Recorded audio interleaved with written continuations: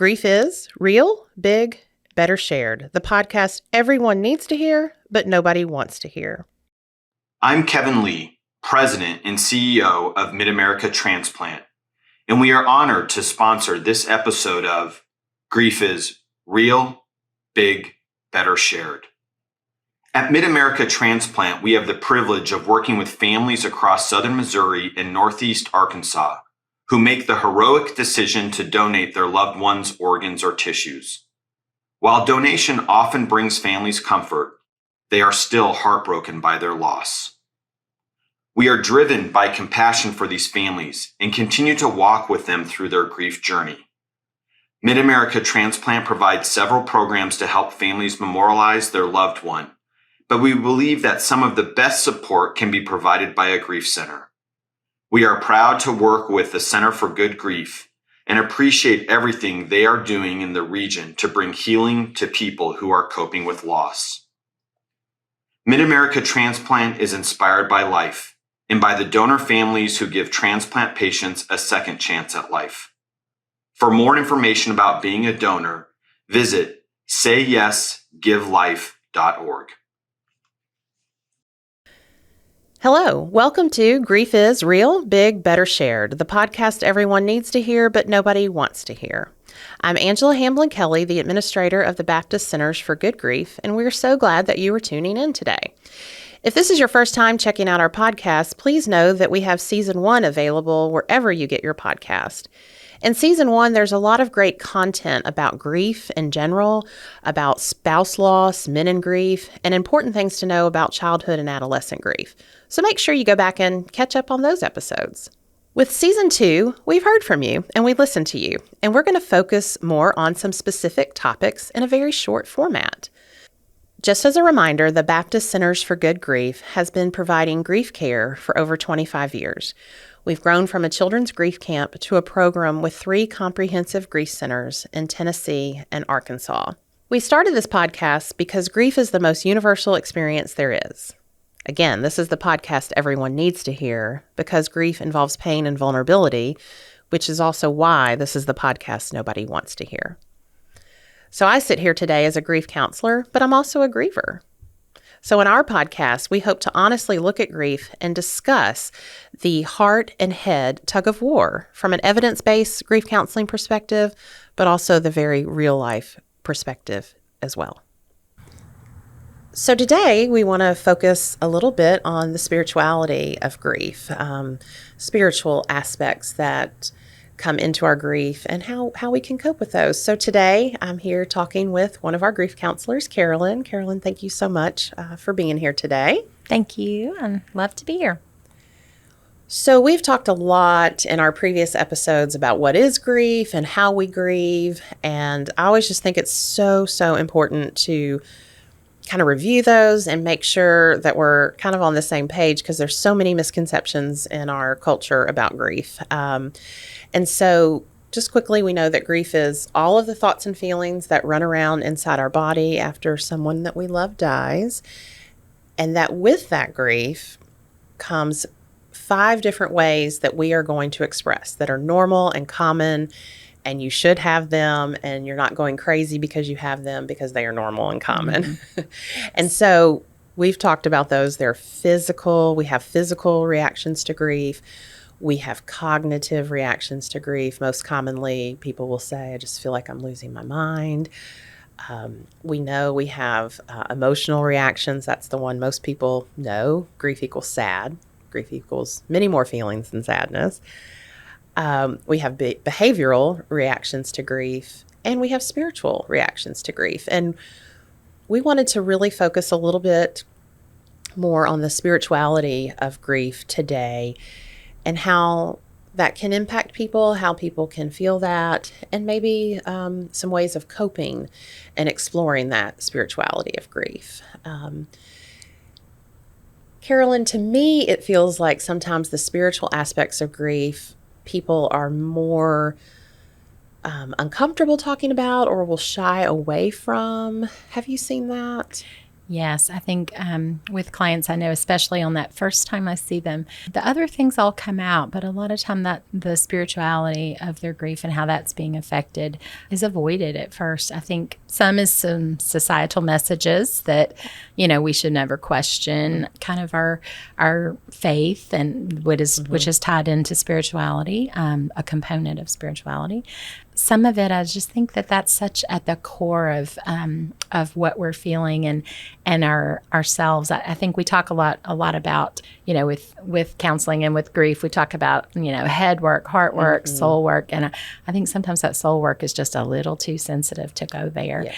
And so, and I think that's a lot with spirituality. And so people do sometimes they either avoid it on purpose or they're just not aware of it. They're not allowing themselves to dig deep enough to really see some of the things that they're feeling and experiencing. I've seen some of that come from maybe family systems type stuff, like, well, this is just how it was in our family, or this is what I learned, or, was taught not to question these kind of things. But I think grief sometimes pushes the limits on a lot of what we have grown up believing and thinking and feeling, because our world has been shattered, without our permission. This person has been taken from us. We know that word bereaved means to be robbed. And that feels so connected to spirituality, without anyone asking me, this just happened. And then I've had people say too, and it feels like they just vanished into thin air, So questions about, well, where are they?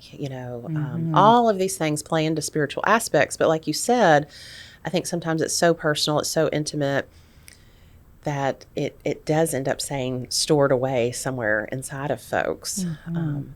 Let's talk about how we've seen people express some of these common grief reactions from a spiritual standpoint. Where would you start with that when you see somebody, expressing their grief through spiritual ways? Yes. Sometimes it is questioning of their beliefs. Spirituality is obviously a lot more than our faith. It's about our connection. It's about our peace. So it's not, when we talk about spirituality, we're not talking about religion. And so I think sometimes that's the misconception there. But sometimes it's a questioning of our faith. If we do have a strong faith, it's questioning those principles, like you said, that we've always believed in, set our life, the parameters of our life in. Sometimes it's anger, and anger is another one of those things that anger is not a bad feeling. People want to say it's a bad feeling, and it's not. Feelings aren't good or bad. Right. They just are. And we need to accept that. I think sometimes the reason anger kind of gets a bad rap is because people don't express it appropriately and in healthy ways. And so that's, I think, a lot of it. But when you talk about anger at God, that's, especially here in the South, really not acceptable in a lot of families, in a lot of cultures. That's just not acceptable. And, we try to encourage people to give themselves permission to question. Grief makes you question. Loss and death causes you to reevaluate your world. We see it through different priorities. We see our world through different lenses. And that does not eliminate that from our spiritual world as well. It changes the way we see life. It changes what's important to us. And it's okay for us to question, why is it this way? And even from a faith perspective, I feel like, we were created this way, and God created us in this way that our brains don't understand everything. Right. But that asking the question is part of that therapeutic process. And I think that's important, that we can do that we can ask why, that we can be angry and work through that anger. I love that you explained or, touched on some other grief reactions as you were explaining that spirituality piece. You talked about anger. So that, normally falls in that emotional response to grief. And you talked about some behaviors there, because we have behavioral reactions.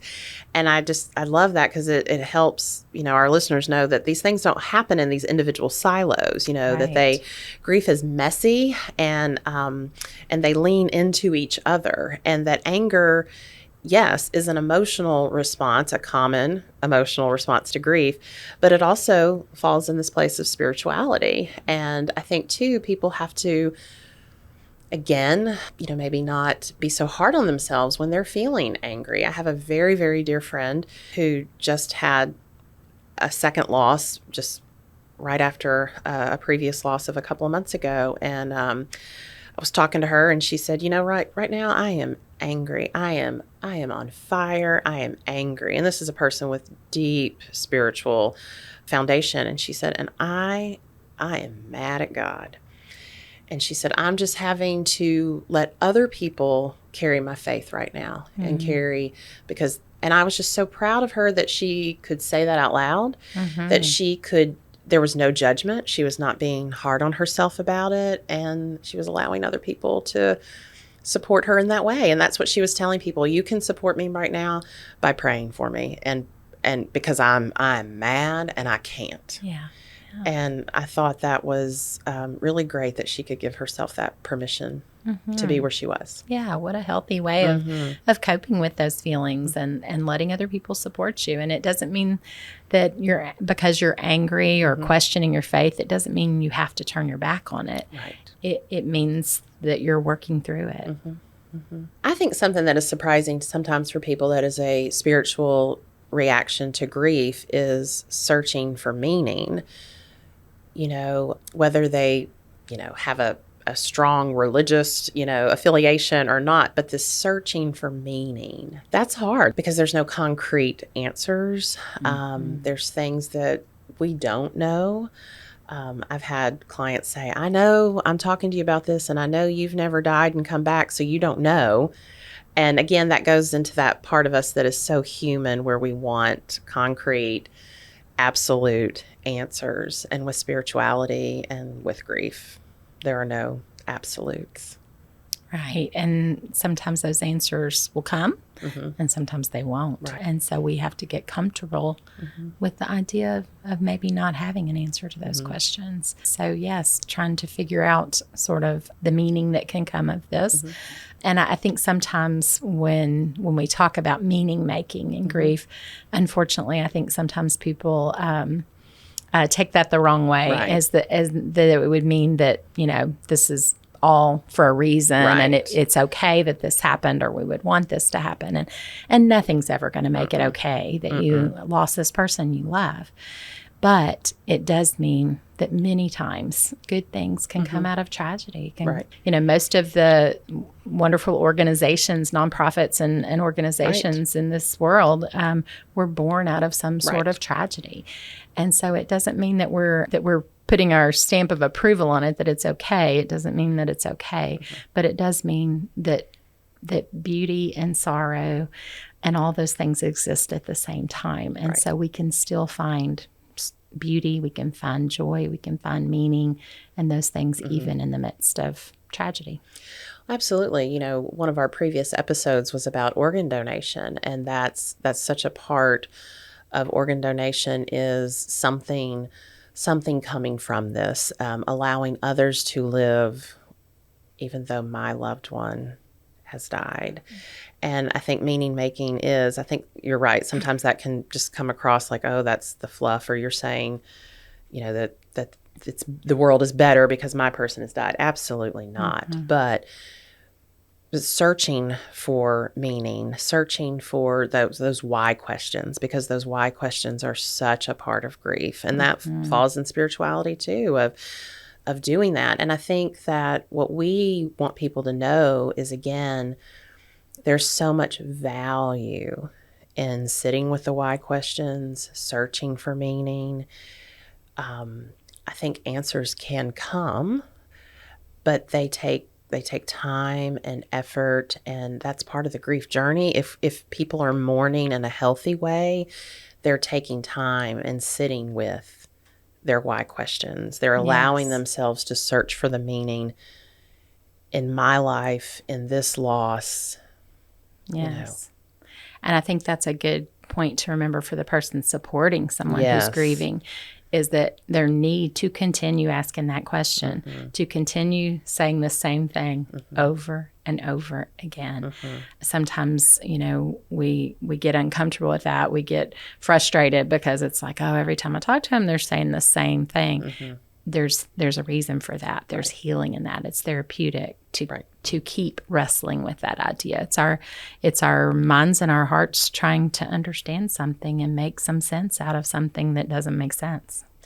Absolutely. And there's value in allowing yourself the time, the space to do that with supportive people. Right. Yeah.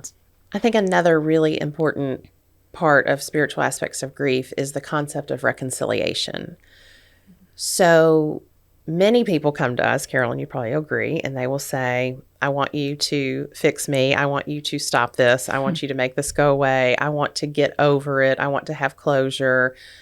I thought I had closure, but now I don't, so that's why I'm here. And so I personally like to throw out all of that terminology. We know that grief is a reflection of love, and we don't want our love to go away. We want the pain to lessen. And so we very much at the Centers for Good Grief believe and talk a lot about reconciliation. And how I identify that is knowing that I am still living. I still have meaning, value, and purpose in this world, even if I can't see it today. And I'm going to keep living my life. Some days that might be the teeny tiniest of steps.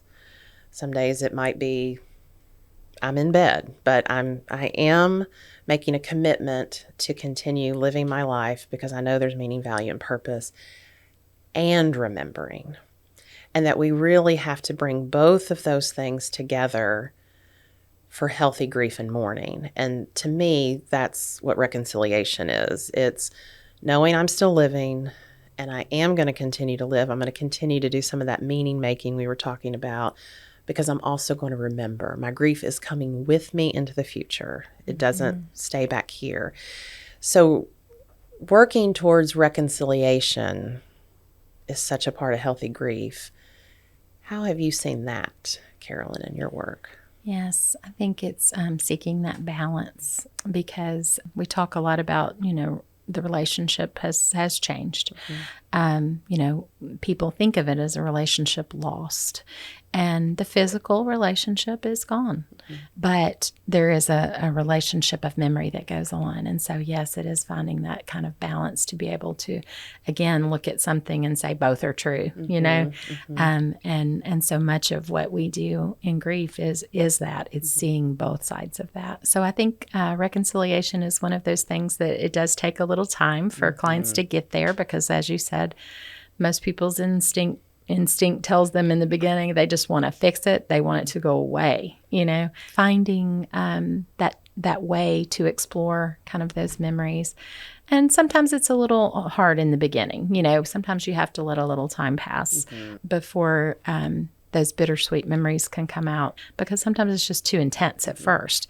Finding that balance in those memories and in that moving forward in our life, and figuring out what that world looks like now.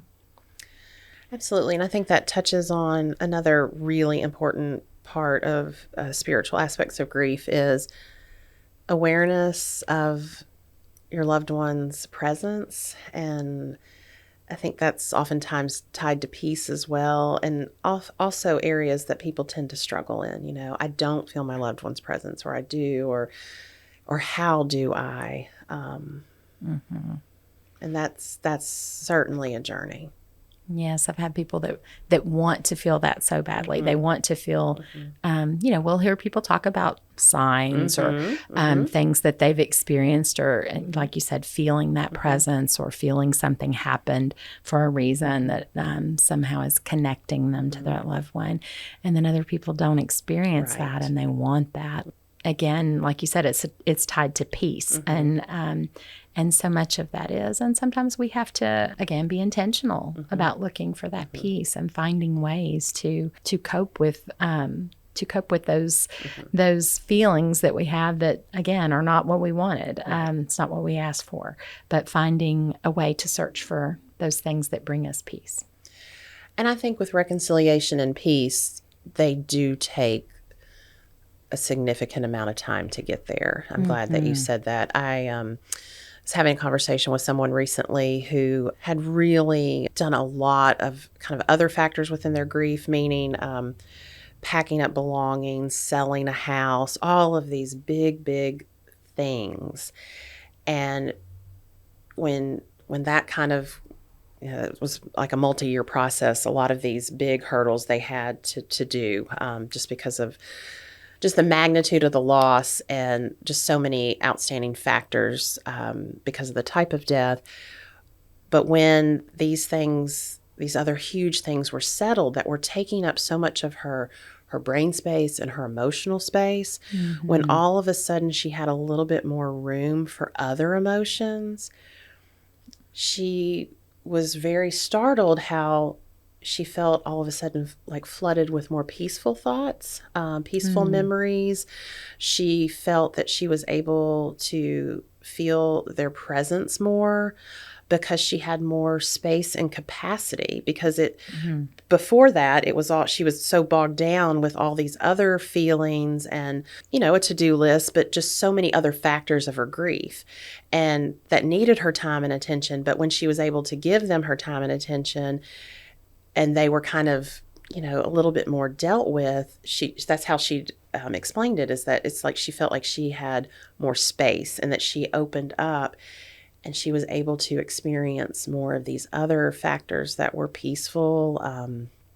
She really felt that she was feeling her family members' presence more because she had more space to give them. And I thought that was interesting too, that I think as grievers, we have to remember sometimes we're here today, we're not going to always be here.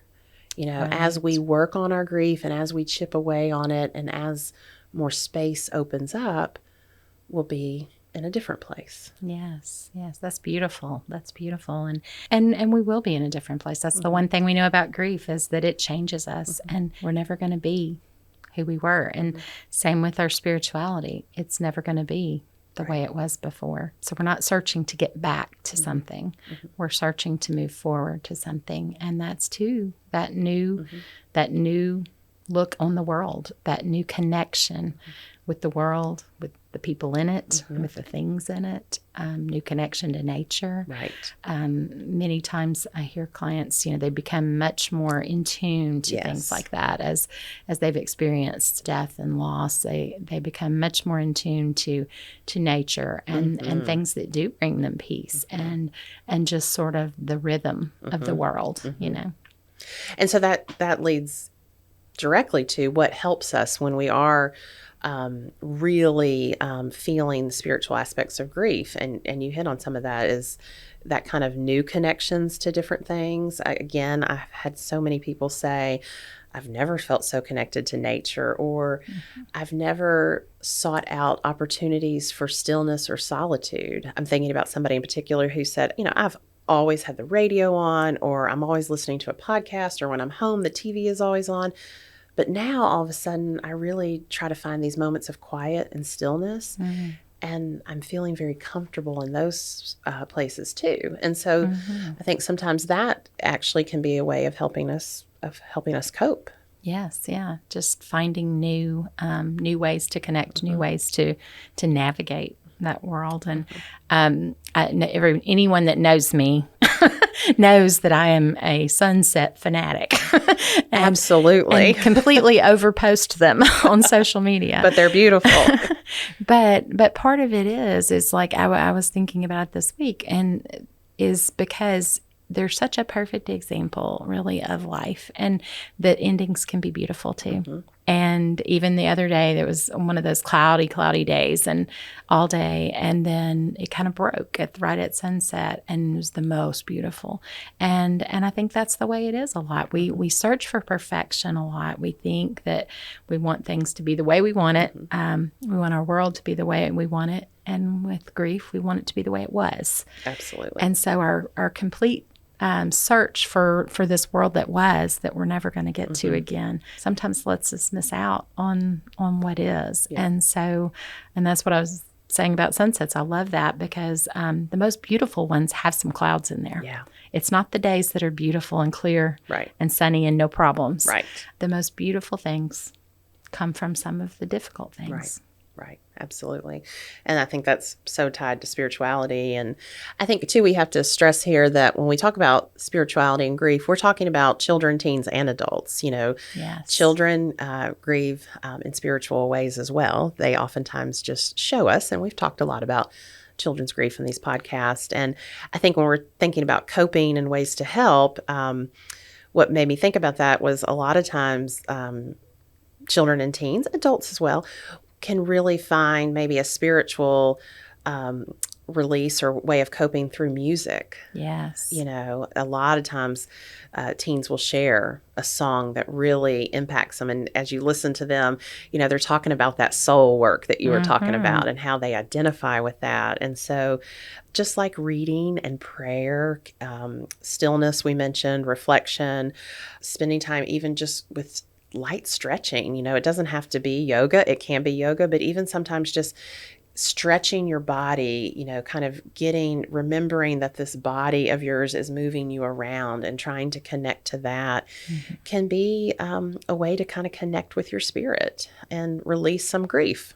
Yes, definitely. That physicalness of grief is definitely part of that spirituality. So connecting to that and connecting to ways that you can relax your body, whether that be being in nature, whether that be yoga or exercise or breathing.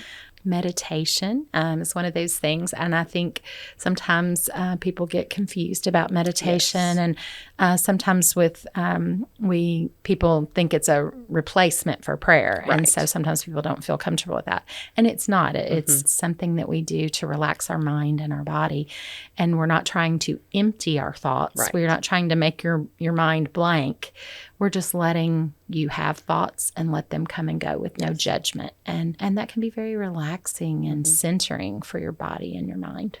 And today there's so many easy ways to find things to help you relax. Free apps. I had a client the other day say that, she was just really feeling overwhelmed and having a lot of spiritual thoughts, and she knew that she needed to do something to settle down, but she just couldn't. And so she said, I just yelled out, Alexa, help me relax. And I was like, well, that's great. Even Alexa can help. But I think finding those times, whether it's by listening to, a certain playlist or listening to just, music with no words or, going to an app on your phone. There's so many that are free that could lead you through a relaxation.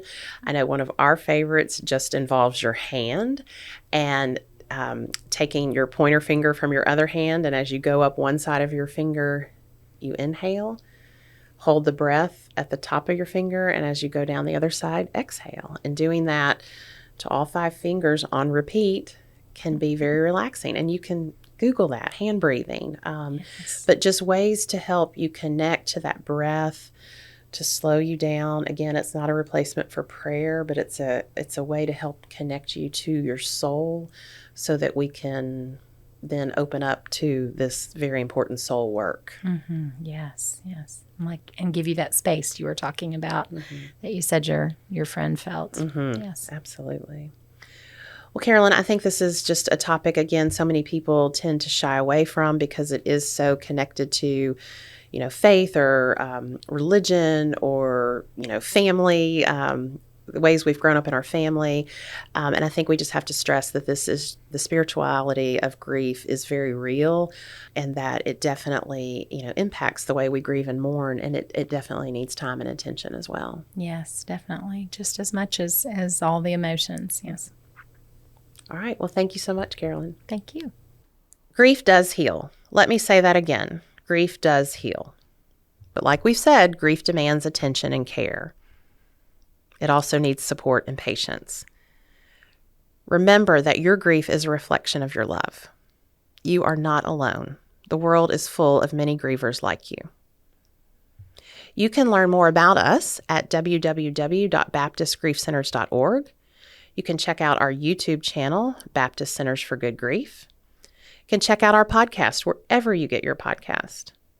Also, know that you can reach out and let us know if there's a topic that you're interested in learning more about. You're welcome to email me at angela.kelly@bmhcc.org. That's angela.kelly@bmhcc.org. And remember, grief is real, big, better shared. We'll talk soon.